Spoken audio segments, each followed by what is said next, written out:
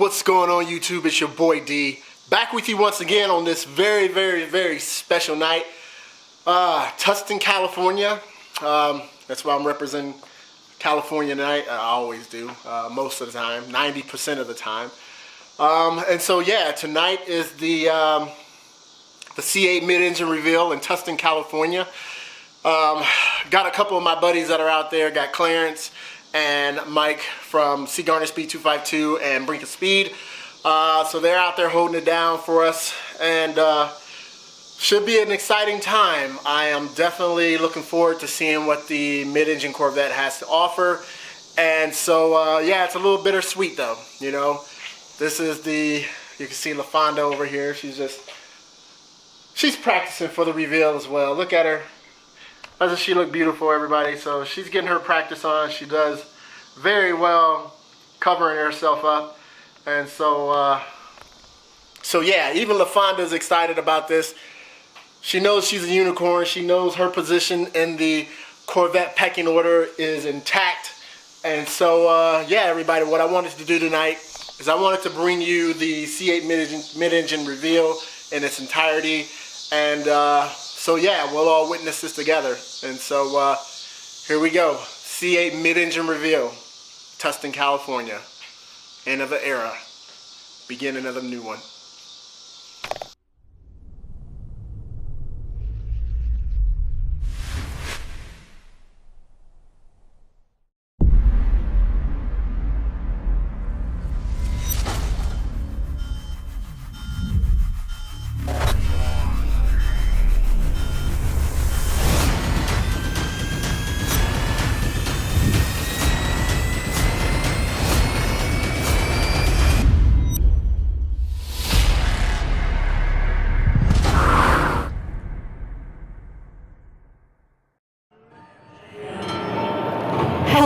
And welcome to the next generation Chevrolet Corvette reveal live from Tustin, California. My name is Leah Say, and it is an honor to be with Corvette and supercar fans across the globe to witness the much anticipated reveal of the first ever mid-engine Corvette. And when I say globally, we are currently live streaming from all 7 continents, which I think is pretty cool.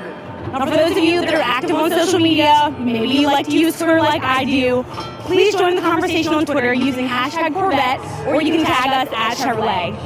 But earlier today, I was walking around and had the chance to speak with some folks, and I learned some really cool facts about this venue that I wanted to share with you all. Well, I'm currently at hangar number 2 at the former Marine Air Corps Station, and I learned that it is one of the largest standing wooden structures in the world, measuring, get ready for it, more than 3 football fields long. Y'all, this place is massive. Now, the hangar was built in 1942, and it served as an operations base during World War II and the Vietnam War. It was an air facility during the Korean War, and it was the country's first air facility developed solely for helicopter operations. So as a daughter of an Air Force veteran and someone that grew up hanging out, going to hangars, this opportunity and this venue right now are just so cool. I completely geeked out when I saw it. Well, soon you will see the 2020 Chevrolet Corvette Stingray and all of its glory. And I can personally say, over the last few weeks, I've had the opportunity to see the vehicle in person, and it is absolutely breathtaking. During the show tonight, you're going to have the opportunity to hear from Chevrolet leadership, engineering, and some special guests about the highlights and background of this first ever mid-engine Corvette. Now, folks, we are just moments away from kicking things off and getting things started. But before we do, earlier today I had the opportunity to speak to some Corvette owners and some special guests about tonight's event. Now, honestly, one of my favorite things about the Corvette is that no matter who you talk to and where they're from, everyone seems to share some special memory or story about the Corvette, and I want to share some of those stories with you. So first, let's take a look at an interview I did today with Corvette's product manager, Harlan Charles. Let's take a look, folks. Hey folks, I'm currently here with Harlan Charles, who is the product manager for Chevrolet and Corvette. Hi Harlan, thank you so much for being here today. Oh, it's great to be here, and what we're doing, we're revealing the 2020 Corvette, which has a new mid-engine architecture, 8th generation Corvette, first time it's going to be shown, and it's really exciting. It's been a long process to get here as the product manager for Corvette, and this is really the culmination of a lot of years of work to see this come out today. Absolutely. Now, for those folks that might not know you at home, can you tell us a little bit more about yourself and the work that you've done on the team?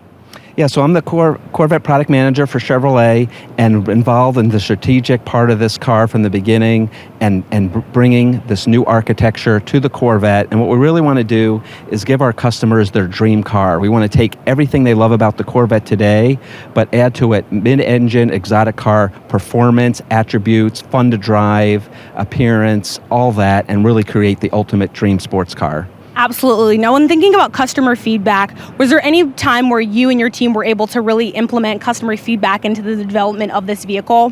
Oh yes, the thing about Corvette, you don't have to go out and ask a lot of opinions. It's a fan-based car, and we get a lot of customer feedback on the forums, going to races, going to the Corvette Museum and club events. They come to us, and we really feel like we put together the car of their dreams, and we're very excited about it. Yeah, absolutely. That's incredible. Now, a final question I have for you. I had the chance to do some digging, and I learned that you are a road tripper and that you've been to 49 states and 10 provinces in Corvettes. What has been your favorite road trip in a Corvette?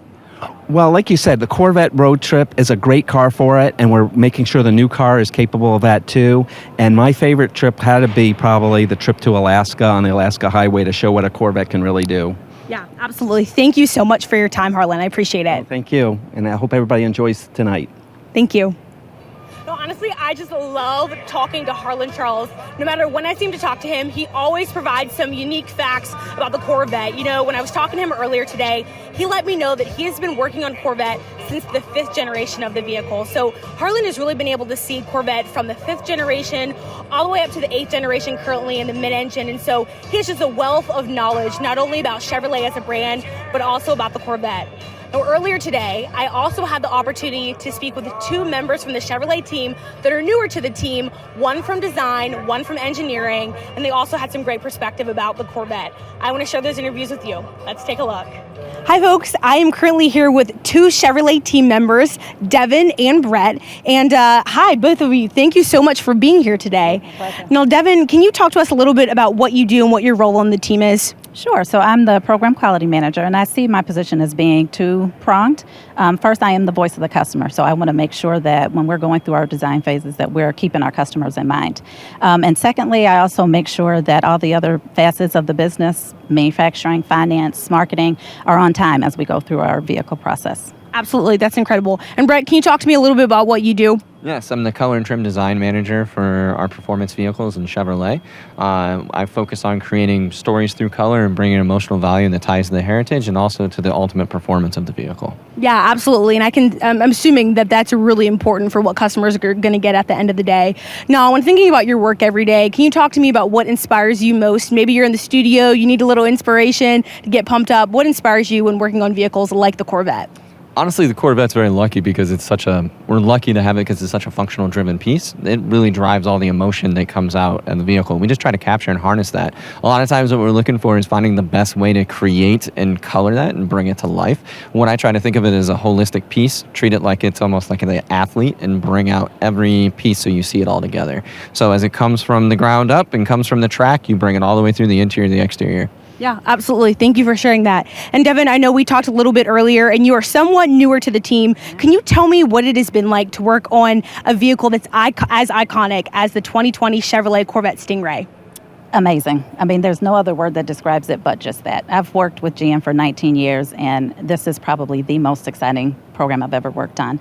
Being that I am the voice of the customer and we get to travel and talk to our customers firsthand, there's nothing like seeing their enthusiasm and the love for our product. Yeah, absolutely. Thank you both for being here. Thank you. Hey folks, I'm currently with Bruce and Michael from the Peterson Automotive Museum in Los Angeles, California. Thank you both so much for being here today. It's a privilege and an honor, and we're as excited as anybody out there could be. Absolutely. No, Bruce, can you give us a little bit more detail about the Peterson Museum? Sure. Well, we're celebrating our 25th anniversary, and what a way to start the celebration to unveil one of the greatest American cars ever, right? Yeah. And that will be on the 27th and 28th. So the Peterson Automotive Museum has been voted the top museum in the world, and it's spectacular. We cover the gamut from, antique cars to current race cars. So it's got something for everybody. We currently have an exhibit of movie cars, dream cars from Star Wars, from Mad Max to Corvette race cars. The first Corvette to run Le Mans and one of the last Corvettes to win Le Mans. So we're big Corvette fans, I can tell you, top to bottom. Yeah, and how do you acquire all the vehicles that you have in the museum? Well, some of them are on loan, like a couple of the Corvette race cars are my personal cars, so we borrow them from collectors, and then some of them we actually own at the museum, and some of them have been donated, so we're looking for Corvette donations. That's another our way. And we have about over 300 cars at the museum. Yeah. So it's quite an array, something for everybody. Something for everyone, which is absolutely incredible. Yeah. Now, Michael, what is it about the Corvette that inspires so much passion and loyalty in people? I think it's an icon. You know, it was created at a time when freedom was so important, and the car represents speed and fun and really affordability. I mean, if you look at how that car stacks up against everything from its European competitors, it just blows them right out of the water. Yeah, absolutely. And I love that you've touched on what's important to customers. So when thinking about owners, what does the new mid-engine Corvette mean to owners, maybe like you all or folks across the world? I think it means competition. I mean, that's what Corvette's about, right? I mean, it kind of brings up the bar of everybody else. And, you know, that car, the prototype was from '76 for the mid-engine Corvette. And now that it's come back, it's been a long time in the making. And everybody's really excited to see it. Yes. Including us to have it on display, yeah. No, I heard that you all have an event at the end of the month. Can you talk to me a little bit more about that event? Absolutely, yeah. So we're celebrating Zora Duntov, the grandfather of the Corvette, on the 27th and 28th of July. And on the 28th, we're doing a rally with one of our Corvettes in the collection to the Peterson, and then that's the public day. So anybody who can actually buy a ticket to the museum and come see that car, the C8, yeah. Well, thank you all again so much for being here tonight, and best wishes for your event at the end of the month. Thank you. Very exciting day. Very exciting. Thank you. As you can see, tonight is truly about honoring the legacy of Corvette while celebrating the innovations and achievements that have driven us to this point. Now, there were hundreds and hundreds of folks earlier flooding into this room, all excited, all in anticipation about the 2020 Chevrolet Corvette Stingray. Now, for those of you that are just joining us live, please join the conversation on Twitter using #Corvette or you can just tag us at Chevrolet. Now, folks, we're just moments away from kicking things off, so it seems like we're ready to get things started. So without further ado, folks, let's go.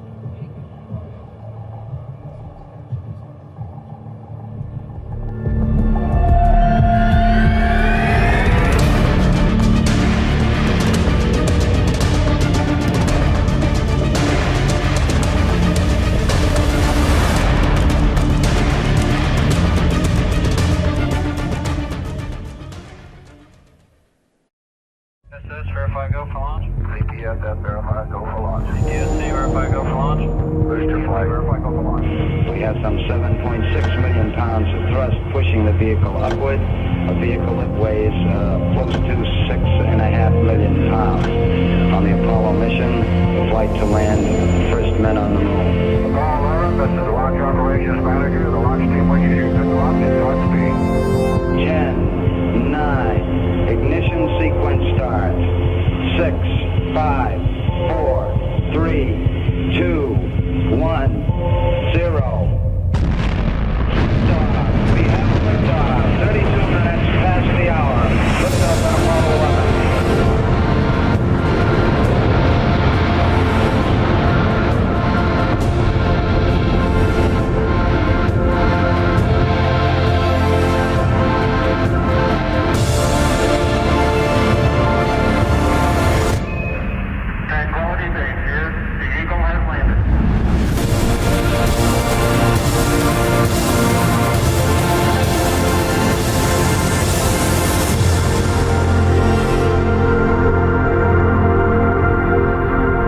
Welcome former NASA astronauts Dr. Mae Jemison and Captain Scott Kelly.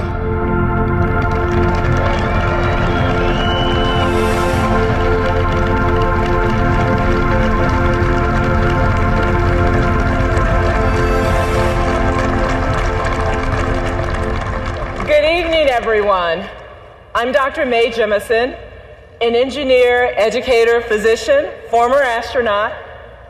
And on this very day, in 1969, the crew of Apollo 11 was approximately 176,000 nautical miles from Earth. They were traveling at a speed of 3,200 feet per second to the moon. To put that speed into perspective, your travel time from the Los Angeles airport, which is approximately 32 miles away, would be 53 seconds. And less than 48 hours from right now, we will celebrate the 50th anniversary of the day 3 courageous men embarked on a journey from the Earth to a truly uncharted place, carrying with them the hopes and determination of thousands of women and men who conceived, designed, engineered, built, and supported the endeavor. And buoyed by the goodwill and the imagination of people around the world, they landed safely on the moon.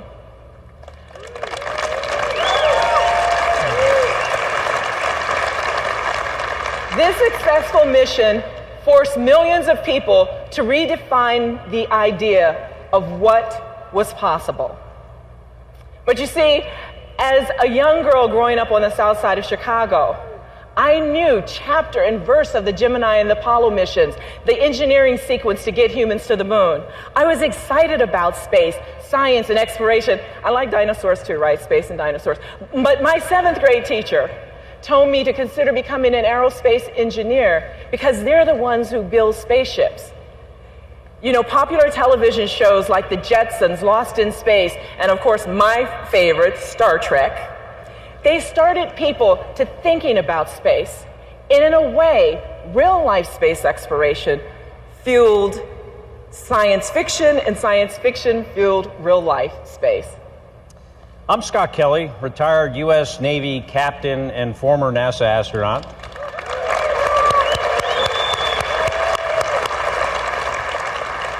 As a 5-year-old boy, I too watched the Apollo 11 mission on television and was in awe.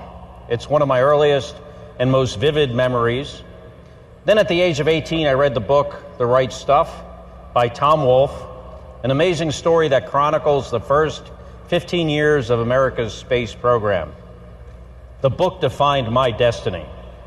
I knew right then and there the next step to becoming an astronaut was to first get an engineering degree, then become a fighter pilot, and later a test pilot.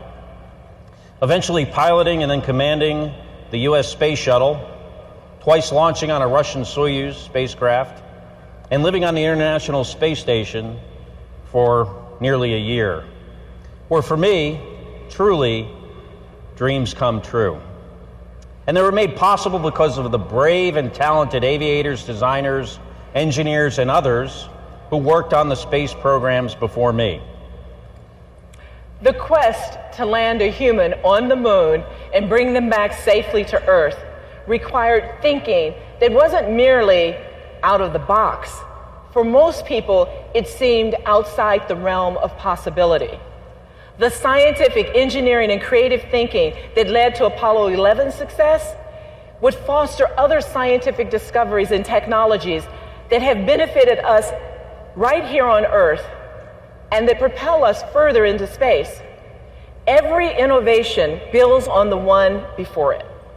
While in space, as we orbited the Earth, I saw my hometown of Chicago. And more importantly, on this space laboratory, I worked on 43 life science and materials experiments, semiconductor processing, frog embryology. And as a physician, the experiments to understand first the effects of weightlessness on the human body and how to counteract them was key.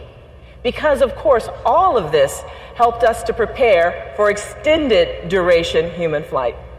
In fact, the purpose of my most recent 340-day mission was to study these long-term effects of extended spaceflight on a human guinea pig. Yours truly. In an effort to better prepare us for future trips to Mars and beyond. Bad stuff happens to our physiology while we're in space. We lose bone and muscle, our immune systems are degraded, there are vision effects, even changes to our DNA. In fact, 7% of my gene expression changed during my year-long mission, and as far as I'm told, hasn't changed back. Not exactly sure what that means, but I hope it's a good thing. NASA researchers benefited from conducting tests on both me and my identical twin brother, Mark, also a former NASA astronaut who remained right here on Earth, and the results were reassuring.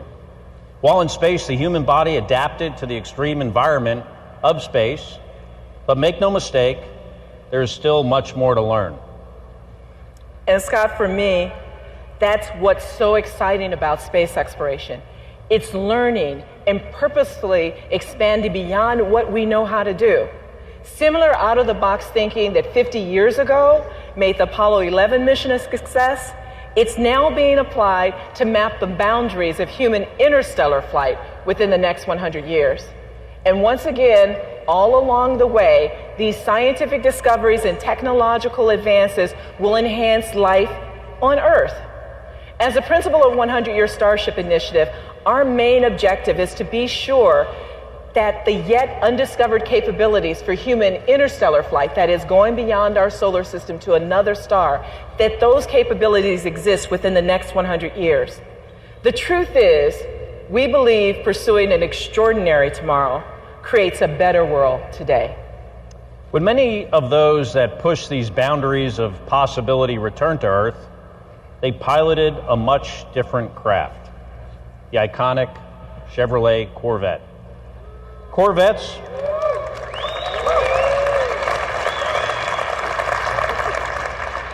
and astronauts have long been linked.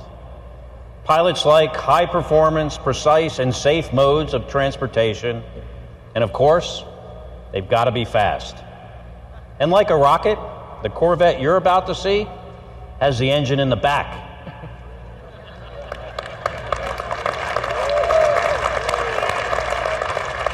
Like many people here and watching around the world, I'm a huge fan, having owned 2 different generations of the Corvette myself. And tonight we're here to celebrate an important milestone in U.S. and automotive history. Here to tell you more is someone who knows a thing or two about Corvettes. Please welcome GM Executive Vice President and President of the Americas, Barry Engel.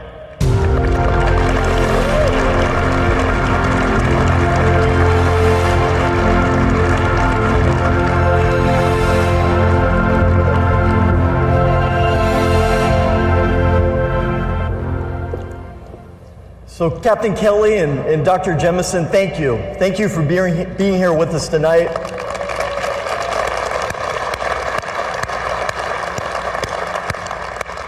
Thank you for sharing your personal insights into what it takes to overcome challenges, to push the boundaries, and do what no one has ever done before. It's really a true honor to hear your stories.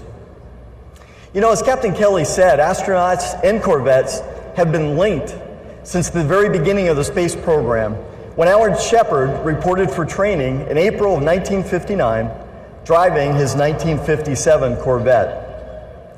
Shepard would go on to own at least 10 Corvettes in his lifetime.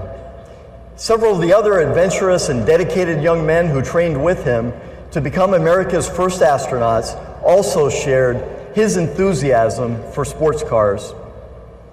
Shortly after Shepard became the first American in space, General Motors executive Ed Cole presented the astronaut with a new white 1962 Corvette.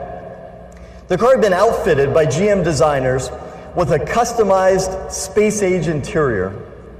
This early Corvette astronaut connection, which began with Shepard, might have faded in the years that followed, if not for Florida Chevrolet dealer Jim Rathman.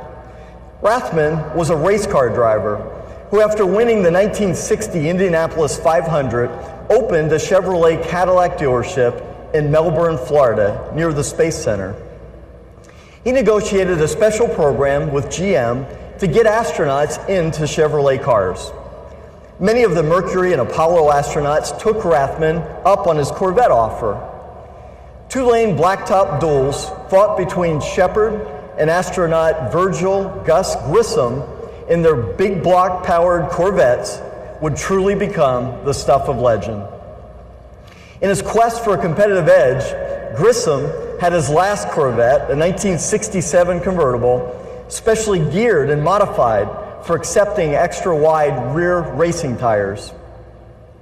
When Apollo 12 astronauts Dick Gordon, Charles Conrad, and Alan Bean ordered new 1969 Corvettes, they asked that the identically equipped 427 Stingray coupes be custom finished in a special black accented Riverside Gold color scheme that was designed by Bean himself. Corvette gained huge exposure when it famously appeared in the June 1971 issue of Life magazine. Apollo 15 lunar mission crew members Jim Irwin, Al Worden, and Dave Scott have been photographed with their Corvettes in a training version of the first lunar rover vehicle, or moon buggy, which they would deliver to the moon. The Apollo 15 crew members, their Corvettes were each a different color: red, white, and blue. Dual racing stripes on each car completed the colors of the American flag. Almost everyone has a story of the first time they saw a Corvette. I remember like it was yesterday. I was a little kid, and the neighbor across the street had a son who would occasionally come to visit. And the son, he rolled in style. He drove an early C3. It must have been about a 68 or a 69. It was one like the Apollo pioneers drove. My dad, he always liked cars, and the Corvette caught his attention. But I didn't need Dad to tell me it was cool. Even as a young kid, I could tell that Stingray with rally wheels and a rumbling V8 was really something special. Corvette is truly an American icon.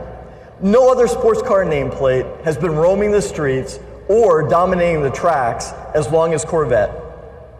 After 66 years and 7 generations, Chevrolet's Corvette has garnered a passionate global family, and many of them are here tonight or watching around the world.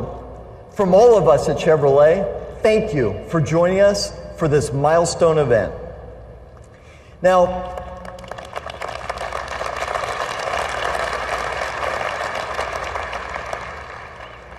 I could literally spend the entire show listing the thousands of Corvette's achievements.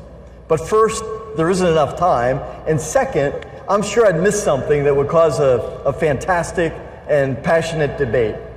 It is this passion for Corvette that unites our fans and our customers.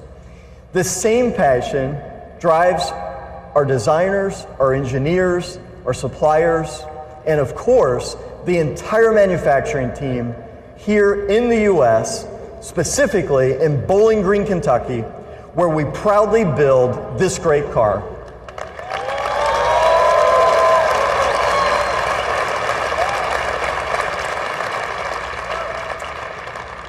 And that passion, it started on day one. January 17th, 1953, Chevrolet revealed the Corvette Dream Car at New York's Waldorf Astoria Hotel as part of GM's traveling auto show known as Motorama. Not even the founding fathers of Corvette, designer Harley Earl, architect of the V8 engine Ed Cole, or the young Belgian-born engineer Zora Arkus Duntov, none of them could have imagined the automotive legend they were launching. With more than 1.7 million produced, the Corvette has long been the crown jewel of Chevrolet. It has always represented Chevrolet's best in design, performance, and technology, all at a great value. Like their kindred spirits who made aviation and space exploration possible, our designers and engineers have been similarly inspired by every generation of Corvette to push the technical limits of propulsion, materials, precision engineering, design, and aerodynamics. We have not only pushed the envelope on our production cars, but we have been working behind the scenes for decades to design and engineer mid-engine research vehicles that pushed even further, all in preparation for this moment. Earlier, Scott and May outlined the importance of creatively blending engineering and design to make great things happen, and the importance of focusing on every detail. The next generation Corvette is not just about imaginative breakthrough engineering or breathtaking design. It's about both. And it's about every detail reimagined. What you're about to see is a milestone achievement for GM, for Chevrolet, and for Corvette. This car is a powerful testament to the creativity, imagination, discipline, and perseverance of the men and women who had the courage to dream and journey to places where few, if any, have ever gone before. Ladies and gentlemen, the all-new 2020 mid-engine Corvette.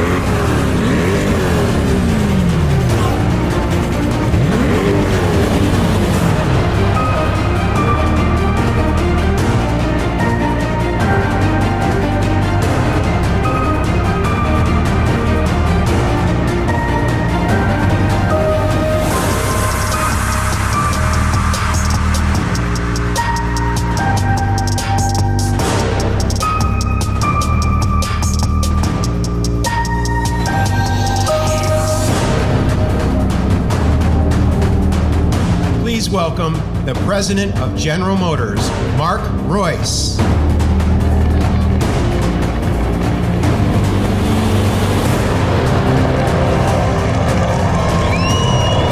Wow. Oh, man. This is the day. Well, finally, here it is, ladies and gentlemen. What do you think?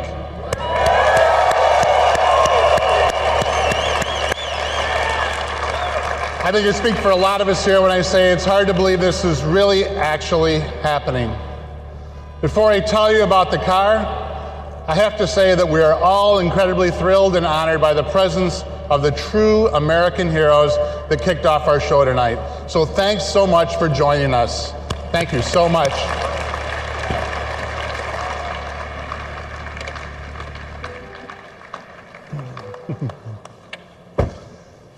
I mean, I was a little kid, and watching these grainy images, I was completely blown away by the moon landing, and the lunar lander, and the man walking on the moon. And we were all thinking, this country is the best. I built an incredibly detailed model of the Apollo lunar module. When I was finished, it felt like the coolest thing I'd ever done. I built many other model rockets after that, like the kind you can launch right in your backyard, but that's a different story for a different day. Today, it is almost impossible to think that it's been 50 years this week since the Apollo 11 landing. 50 years. After all those years, here I am at the launch of another engineering marvel, another one that blows my mind, makes my spine tingle, that makes me proud to be an American, and that makes me want to build things. Appropriately, for a vehicle that's been an American icon since 1953, the new generation represents one giant leap for Corvette.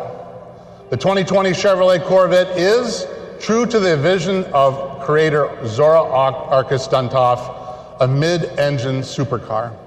The C8 is everything Zora dreamed of with technology he never could have imagined. For me personally, seeing the Corvette and meeting Zora for the first time all trace back to growing up in this great business. On many weekend afternoons, my dad took me to work with him at the GM Tech Center in Warren, Michigan, specifically the Chevrolet Engineering Building, where the Corvette came to life. I spent many of those rides to Warren hunched in the rear flat area of Corvette coupes. On the way home, he would take me by the GM Research Building lobby to see the Firebirds in the original Silver Stingray. I just loved everything about it. And they used to have a swap meet in Warren down the road from the GM Tech Center where they'd sell Chevrolet heads and parts and all kinds of stuff. On one of those weekend trips to work when I was about 10, I begged my dad to stop at the swap meet so we could check it out, and he did. We go inside the huge warehouse-like building to look around, and there's Zora. I'd never seen him before, but you could tell right away that he was someone special. He was sitting there holding court, signing all kinds of things for all kinds of people, and it was just so cool, such a great moment.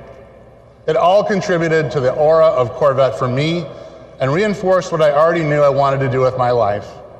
That's why it's so special and so exciting for me to be up here on this stage with this car. This car, the all-new 2020 Corvette, is one that changes everything. With every succeeding generation since 1953, Chevrolet has worked hard to make Corvette better and better. We've never stopped improving, never stopped innovating, and never stopped making the car faster, better handling, more comfortable, more everything. You can make the case that once we got to C7, we had pushed the limits of what we could do in that configuration. It was as close to perfection as front-engine, rear-drive Corvette was going to get.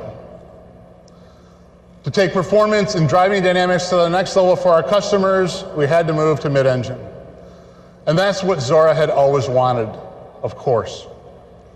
In 1959, exactly 60 years ago, Zora and his team went to work on developing Chevrolet Engineering Research Vehicle number 1, commonly known as SERV-1. SERV-1, which made its debut in 1960, was a demonstration of what happens when you push the boundaries of engineering and design to develop a mid-engine race car. What made SERV-1 so unique was how light and powerful it really was. The car only weighed 1,600 pounds, and the body accounted for 80 pounds of that. The 283 cubic inch V8 powered the SERV-1 produced 350 horsepower and weighed only 350 pounds, thanks to the then novel use of aluminum in the cylinder block and heads, and several other critical parts like the water pump and the flywheel. Zora's team also used magnesium in the clutch housing and fuel injection manifold, and it also featured mechanical fuel injection. But my favorite aspect of SERV-1, and it's probably yours too, if you've ever seen it run, you can actually see flames coming out of the back of it, and it is just unreal. So SERV-1 was followed by what I think is the most beautiful of all the SERV vehicles, SERV-2, in 1964. The SERV-2 was an amazing car built to compete against the Ford GTs at Le Mans. It had a monocoque chassis, a 377 cubic inch V8 producing 500 horsepower. Importantly, SERV-2 was in fact all-wheel drive. The transmission featured a unique configuration in which the rear wheels were driven by one torque converter and the front wheels through another in the front. Zora patented this configuration in 1968. SERV-2 also marked the beginning of the velocity stacks, like the McLarens had, which were developed, in fact, by General Motors R&D, and that car is very, very special in my opinion. And in 1990, the SERV-3 made its debut. I was already working at the company, so I remember it being built around the time we were spending a lot of time at the GM Proving Ground working on sort of the holy grail of a true active suspension system. Serve 3 did have that yaw control and kept it stable through the active suspension, and it had active aero and other advanced technology on it.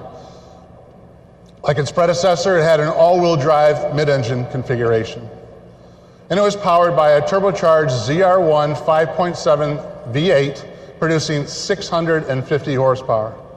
And it weighed only 3,400 pounds thanks to extensive use of carbon fiber, and the central structure was in fact a carbon fiber torque tube that weighed only 38 pounds. The ends of that beam were machined from titanium. Those 3 served vehicles and their legacy are very much the inspiration for this new, first ever mid-engine 2020 Corvette Stingray. They show what Corvette has always been about for Chevrolet and GM, pushing the boundaries of innovation in terms of propulsion, material usage, and performance. Now, just as Corvette has been a halo for Chevrolet and the brand, these served cars were a halo for GM R&D, pushing the company to greater innovation and to new heights.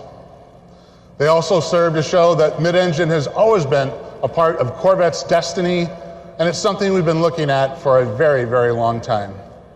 All along, it has been absolutely paramount that we keep Corvette true to its roots of attainable performance. Mid-engine has historically posed a challenge to this mission. Not so anymore. The time has come today, and we feel that both Corvette traditionalists and potential new customers will embrace the change in layout, especially once they see it and drive it. They'll think it's flat out the best Corvette they've ever driven, and that will be because it's the best Corvette anybody's driven. There are many reasons for that, even beyond the mid-engine layout, like the way it feels, the way it sounds, the way it looks, and the incredible attention to every detail on the car. And that's what we're going to dive into now with Phil and then Taj. So please join me in welcoming the Executive Design Director of Global Chevrolet, Mr. Phil Zak. Phil? Thanks, Mark. Yeah. Thanks.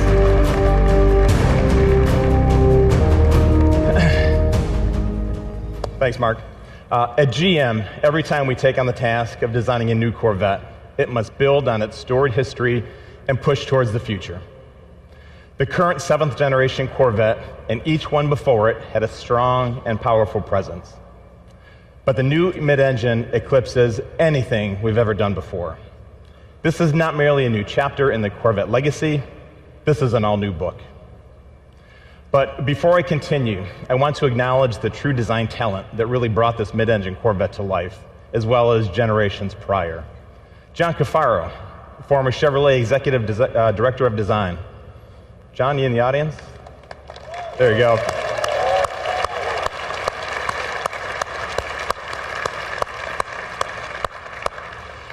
And also Tom Peters, former Corvette Chief Designer. Tom, please stand. Yeah.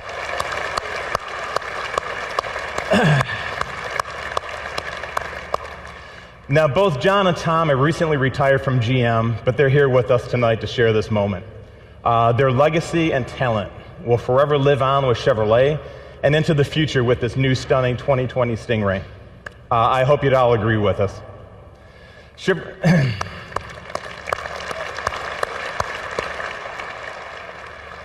Now, Chevrolet has always been a symphony of performance, design, and engineering. But on this car, every element has been elevated to the next level of craftsmanship.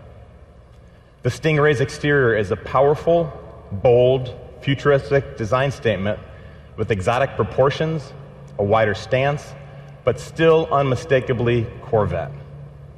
You can see the continued influence of aircraft design, lean and muscular with sculpted shapes, conveying a sense of motion even while standing still. With the new cab forward driving position and rear engine location, the proportions become the essence of a jet fighter for the road. There you go.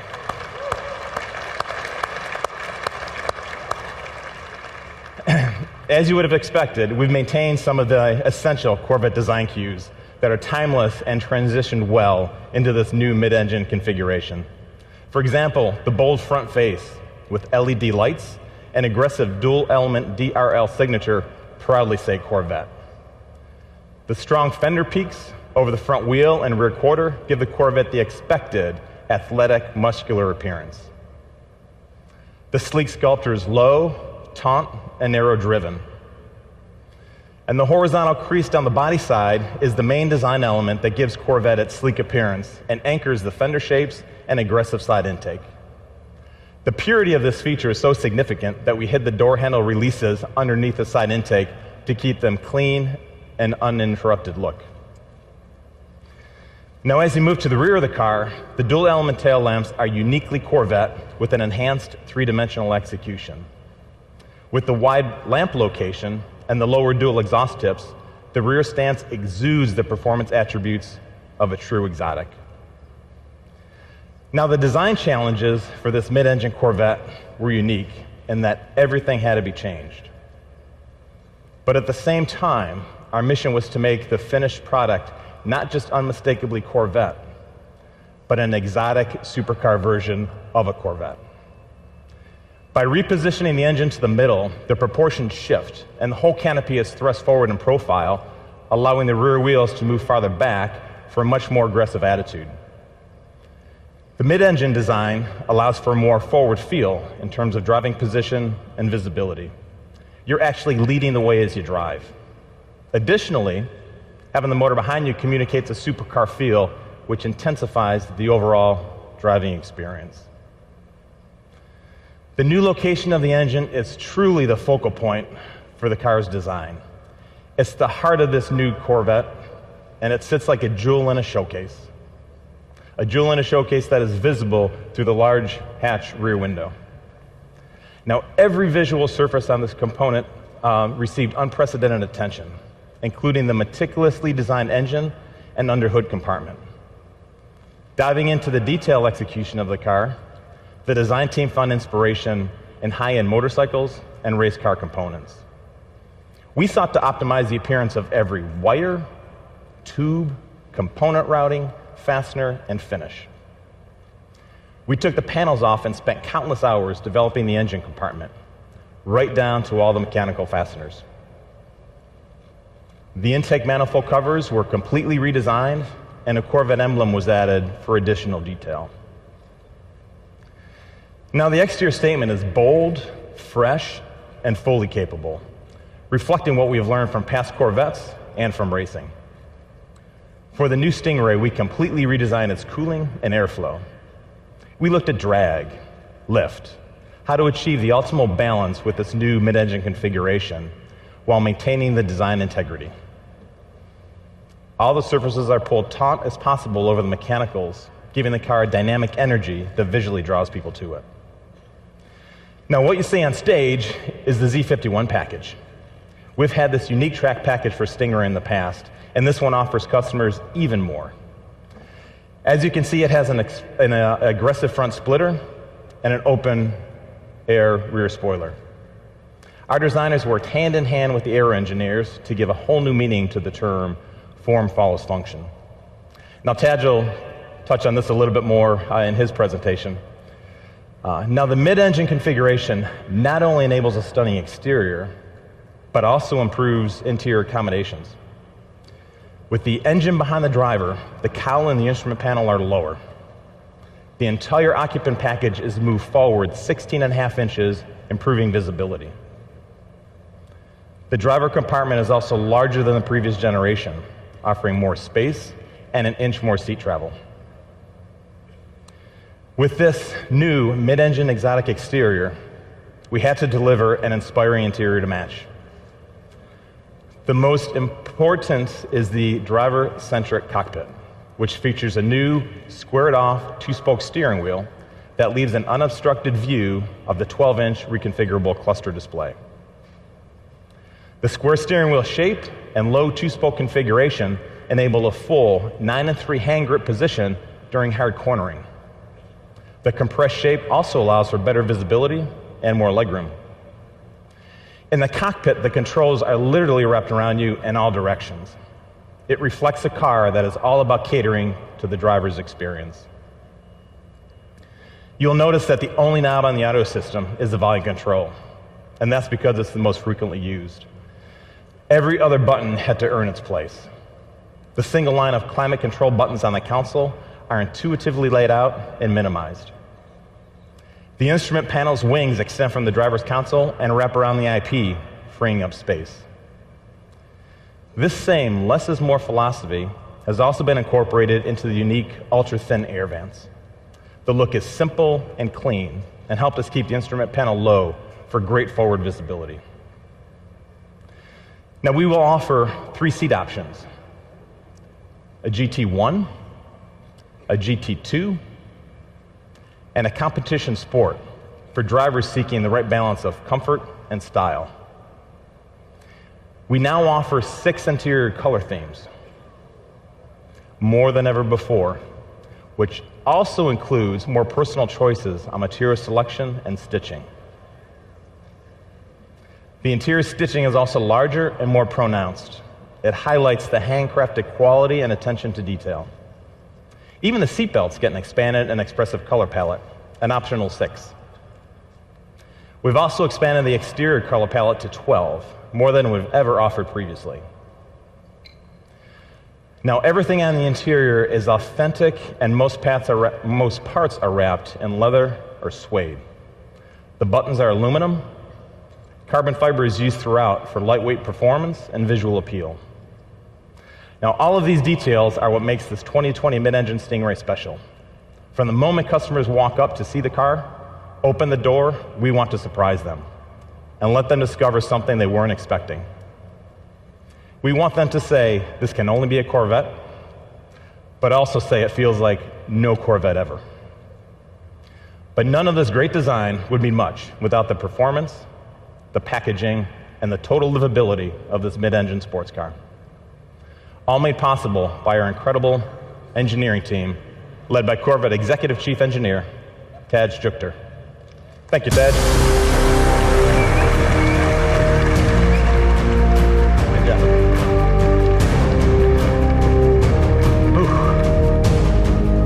What a night. Been a long time coming. It's great to see everybody's faces out here.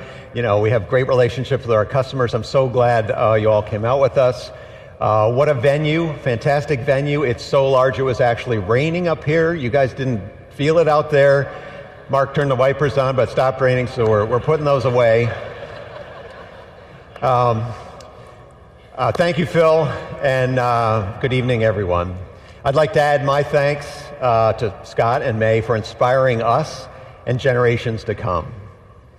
As Mark said, this is the right time to move to mid-engine. We've actually known for quite a while we are reaching the limits of performance in a front-engine configuration. Of course, just expanding the performance envelope wasn't the only challenge we faced. Corvette also has to be beautiful, functional, and attainable. And it has to fit into our customers' lives as naturally and completely as our front-engine cars do. Our mission was to develop a new sports car that combines all of the things we do really well today with the performance and driving experience of mid-engine supercars, all while meeting requirements from all around the globe, including right-hand drive markets. That was news right there.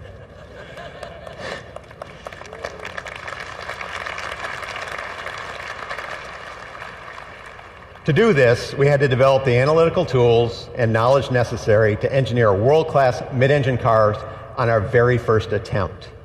State-of-the-art computer models and simulation let us synthesize and integrate new solutions for body structure, aerodynamics, thermal management, crashworthiness, and others. These images behind me depict some of the simulation work we've done. And we're going beyond that tonight, as you've already seen, using augmented reality. Let me explain some of the physics behind why putting the engine behind the driver enables us to make a quantum leap forward in driving dynamics. A mid-engine architecture allows for a very short, straight, stiff steering system. It's 50% stiffer than today's car, and that makes the driver's input to the chassis nearly instantaneous. The new seating position places the occupant's center of gravity right on top of the vehicle's center of gravity, so the car literally rotates around you in a turn. It completely changes the perception of vehicle handling and responsiveness. It also allows us to engineer higher performance chassis calibrations while simultaneously improving ride quality. Historically, cars with rear weight bias struggle to get to neutral and progressive vehicle handling. We were determined to get all the benefits of that weight distribution without any of the drawbacks. We did that by putting untold hours into the design of suspension geometry, bushing compliances, tire construction, and the front to rear stagger of the wheel sizes. There's actually a lot more than that to it, but I can tell you the final result is magic. The driving dynamics of this vehicle are better than we thought they would be. Today's Corvette gets excellent marks for ride and handling balance, but the Stingray is a whole new deal. No Corvette has ever felt so comfortable, nimble, and so completely stable. I can't talk about the suspension without talking about its foundation, the body structure. The main structure is aluminum and makes the most use of high-pressure die casting in General Motors history. The 6 largest castings are enormous. These high-pressure die-cast precision parts have superior material properties, more design flexibility than traditional castings. They are used throughout the car to minimize the number of joints and put the material exactly where it needs to be for maximum stiffness and minimum mass. They are the key to making this the stiffest Corvette in history, which in turn contributes to great driving dynamics. We've been using a center backbone strategy since 1997, but for the 2020 Stingray, it has been completely redesigned for a mid-engine configuration. In addition to great structural feel, customers will notice very low rockers, which allow for easy entrance and exit, compared to other mid-engine designs featuring a tub-type construction. Beyond aluminum, we're using many innovative materials in many strategic places. Corvette has always been a mosaic of premium materials, and this one's no different. We picked the material that optimizes the performance of each component. On a mid-engine car, you would expect there to be a front storage compartment. But the Corvette also features a rear storage compartment. Both of these compartments and the dash panel are molded from ultra-lightweight fiberglass with a proprietary resin. It's so light that actually a solid brick of it will float in water. This is a real first, a real breakthrough. It helps manage the Corvette's overall weight while maximizing luggage volume and resisting elevated temperatures. And speaking of those 2 luggage compartments, we felt it was hugely important to maintain our class-leading utility. Combined, these 2 compartments provide unprecedented luggage volume. The trunk easily accommodates the standard removable roof panel, which has been a hallmark in Corvette since 1984, or 2 golf bags. In fact, even the 5-piece luggage set that we custom designed to completely fill the back of the current car fits perfectly in this new car. Protecting that rear trunk, we have the automotive world's first curved, pultruded carbon fiber bumper beam. This is the lightest and strongest possible structure for this very important part of the car. And although luggage room is not at the top of most sports car customers' reason to purchase, we know it improves the car's bandwidth. What I mean by that, it does a lot of things well. Of course, we want the Corvette to be an amazing track weapon. We also want it to shine as a daily driver and as a long-distance touring machine. Another way we expand bandwidth is through customizable driver modes. The 4 familiar driver modes we introduced on the current Corvette return for 2020: weather, tour, sport, and track. Customers will find even more vehicle characteristics involved in tailoring the driving experience in each mode. New for this generation, we have what we call Z mode.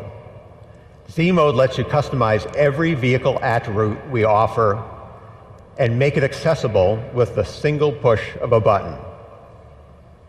So for example, if you like a certain setup for a particular track, instead of wading through menus every time you head for pit lane, You hit the Z mode button and off you go. As Phil mentioned, the new Stingray will have the Z51 package. It includes a long list of track-focused features like performance tires, larger brakes, electronic limited slip differential, more aggressive gearing in the transmission, additional cooling capacity, and aerodynamic content. The aero content includes additional brake cooling and a front splitter and rear spoiler that actually create full vehicle downforce and confidence-inspiring balance on the track. With more weight on the rear axle, the electronic limited slip differential is more effective than ever, giving the Stingray the optimum handling balance through every corner and the ability to put power down like never before on corner exit. The available performance traction management has been refined for greater acceleration and more consistency across a wider range of surface conditions. I'm just scratching the surface of what this vehicle does, can do, and will do. Many of our features are enabled by our new digital vehicle platform. This new electrical architecture sends signals much faster, provides state-of-the-art cybersecurity, and over-the-air reflash capability. We are introducing our second generation of the Performance Data Recorder, which will now have a database of track start-finish lines. You'll be able to do point-to-point recordings and can even be set to auto-record like a dash cam. Of course, all the video is high definition. Other features include a 14-speaker Bose Performance Series audio system, the highest level we've ever done, and a rear camera mirror, but we put the camera on the roof, so it's high and forward, so you can better monitor your blind spots. There's even a front lift system capable of raising the nose up to 2 inches.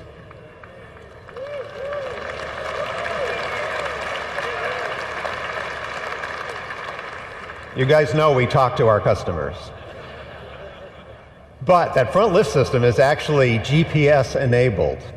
Every time you lift the nose, it will ask you, do you want this one memorized? And if it's one you use often, all you have to do is hit a single button, say yes. It will memorize that and up to 1,000 places.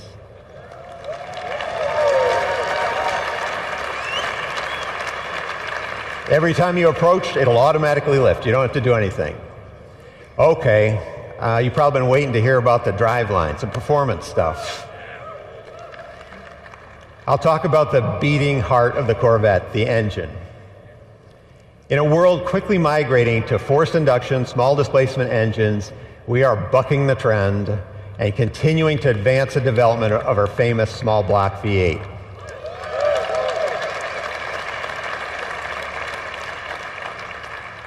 There's simply no substitute for the immediate responsiveness and the sound emanating from this technological masterpiece. We will be the only remaining naturally aspirated V8 in the segment. We are calling it the LT2, and its displacement remains 6.2 liters. But that's about all that is carryover about it. With the performance exhaust, it was recently SAE certified at 495 horsepower and 470 foot-pounds of torque, making this the most powerful Corvette Stingray ever.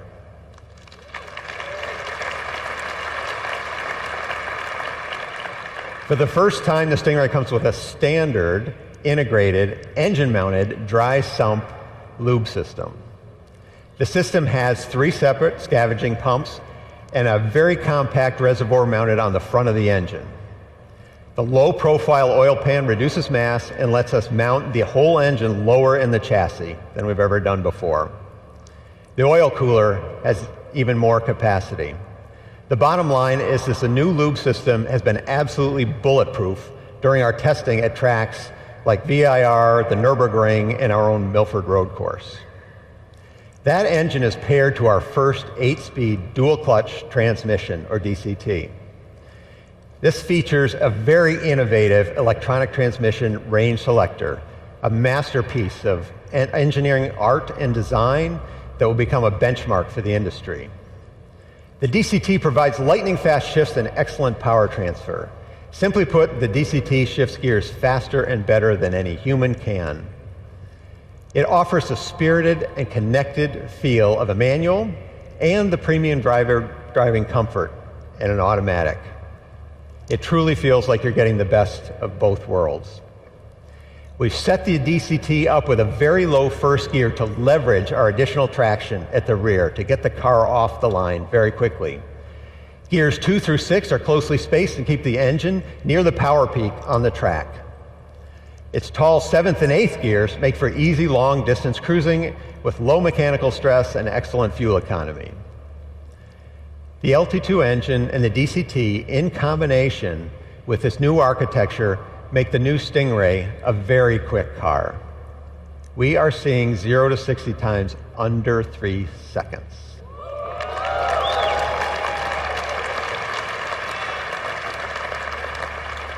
You heard that right.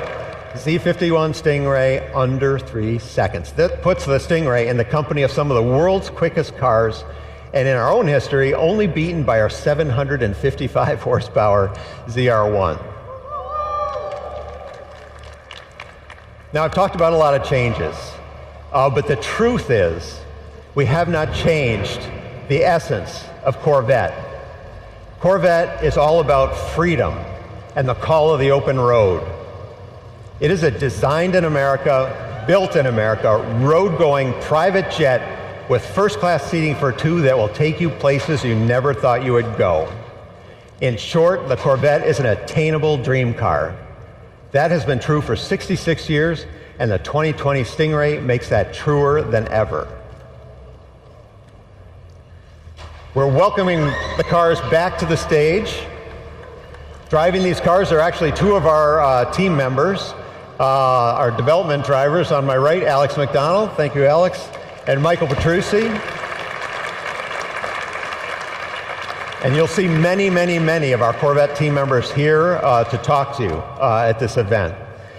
They and the thousands of men and women at General Motors have spent countless hours delivering on this mission, and I personally want to thank them all. I'm so proud of this team.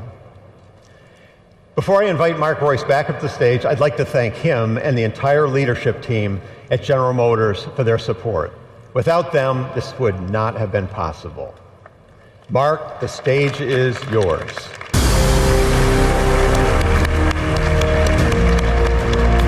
Thank you, Ted. Great job. Thank you. Thanks, Ted. And yes, we do test a lot of our safety equipment before we go into production, so that was a little bit of a wiper test there. So thanks, Ted, for that. You passed. I'd like to really thank Taj. We couldn't have done it without you in the leadership position of that. I would also like to echo Taj's thanks to everyone involved in helping us launch our Corvette moonshot. The whole team, including our two outstanding development engineers that you met here tonight, they put their heart and soul into this, so thanks you guys, great job. I hope you like what you've seen so far, and I encourage you to have a closer look in the next few months. The 2020 Chevrolet Corvette is going where no Corvette has gone before, and we're all thrilled to ride along. This new Corvette with its mid-engine configuration has always been part of Corvette's destiny, and it's the Corvette version of a supercar that we've all wanted to see for so long. Corvette has always been about beautiful design, leading technology, amazing performance at an unbelievable value. I know many of you are wondering where the new Corvette will be priced. Yes. While we're not ready to announce all the pricing details, no, hang on. What I can share with you tonight is this. When the 2020 Corvette Stingray goes on sale in the US, it will start at less than $60,000. So it's pretty great. Thank you. Yeah, it's. I mean, this is what Chevrolet and Corvette's all about, right? I mean, this is what our engineers and our teams strive for. Where else can you get a supercar that goes 0 to 60 in less than 3 seconds for this kind of money? Unbelievable. Unbelievable. Now, our customers can reserve their 2020 Stingray today, and we've got a new system called New Reserve Now program, that is live on Chevy.com. So Reserve Now program. It's a new program that Barry and our IT team and our vehicle sales service and marketing team has put together, and it's incredible. Or, of course, you can go to your preferred Chevrolet dealer. So that's a great, great thing, and it's a configurator, and you can actually look at the car, you can see the car, you can price the car, and it's something that we haven't had before. So thanks for doing that to our whole team that has done that. It's fantastic. So thank you for doing that, Barry and the team. It's great. So we can do that live right now. But I got to tell you, we are just getting started with Corvette. If you are one of those who like and enjoy driving, you owe it to yourself to try this car.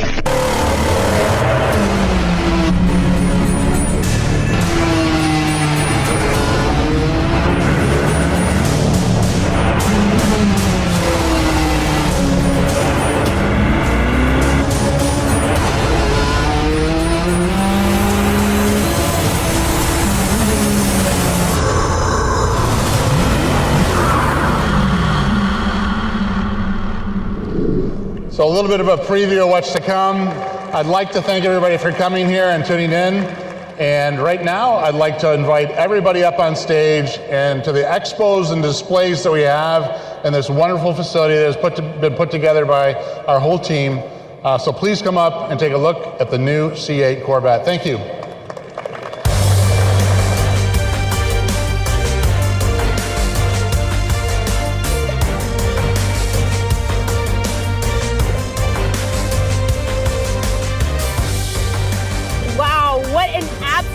Incredible night it has truly been. Actually, I'm leading tonight feeling more inspired than ever.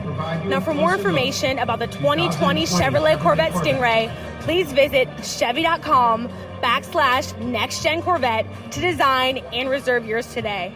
Now, I speak for all of us here at Chevrolet when I say thank you for coming along for the ride and making this evening an incredible one. And to supercar fans across the globe, good night, good morning, and good day. I'm Leah Say with Chevrolet. Thanks, folks.